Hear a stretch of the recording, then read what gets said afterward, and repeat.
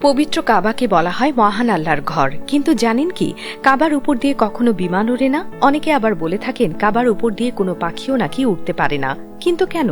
পবিত্র কাবা শুধুমাত্র একটি স্থাপনা নয়, এটি পৃথিবীতে আল্লাহর ঘর। প্রফেসর ইব্রাহিম আহমদ মাকারির মতে কাবা বা বাইতুল্লাহ থেকে এমন এক ধরনের অদৃশ্য শক্তি বা আলো নির্গত হয় যা সরাসরি আকাশে অবস্থিত বাইতুল মামুর পর্যন্ত পৌঁছে যায়।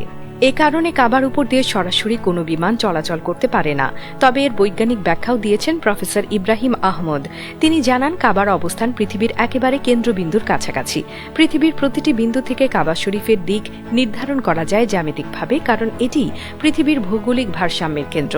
পৃথিবী একটি গোলাকার বস্তু, আর গোলাকার বস্তুর কেন্দ্রে অভিকর্ষ বল সবচেয়ে বেশি কাজ করে।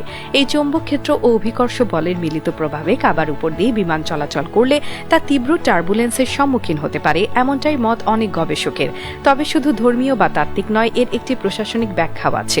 যারা প্রফেসর ইব্রাহিমের মতবাদে বিশ্বাস করেন না তারা বলেন কাবার উপর দিয়ে বিমান না ওড়ার আসল কারণ সম্পূর্ণ বাস্তব এবং প্রযুক্তিগত।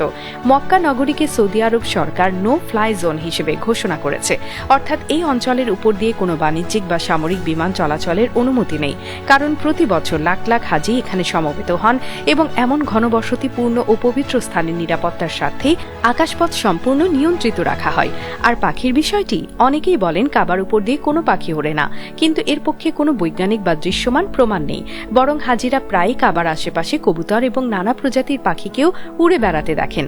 ইসলামী ইতিহাসবিদরাও উল্লেখ করেছেন পবিত্র কাবা বরাবরই জীবজন্তুর জন্য নিরাপদ আশ্রয়স্থল হিসেবে বিবেচিত হয়েছে। পাখিরা সেখানে উড়ে যায়, কখনো বসে বিশ্রাম নেয়, এমনকি হাজিদের ছায়ায় আশ্রয়ও নেয়। তাহলে প্রশ্ন আসে, এই ধারণাগুলো কেন ছড়িয়েছে?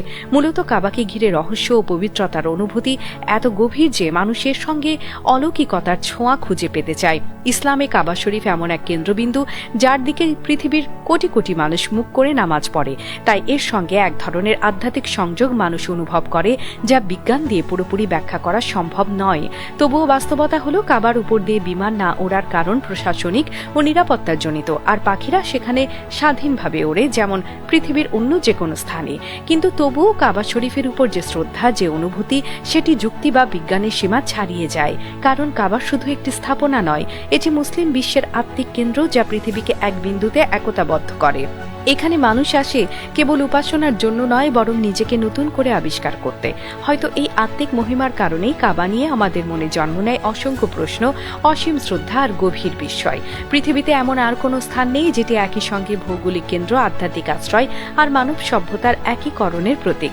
হয়তো সেই কারণেই কাবা শুধু স্থাপত্য নয়, এটি এক অনুভূতি যা সময়, যুক্তি এবং বিজ্ঞানের সীমা পেরিয়ে মানুষকে এক বিন্দুতে ফিরিয়ে আনে সৃষ্টিকর্তার ঘরে।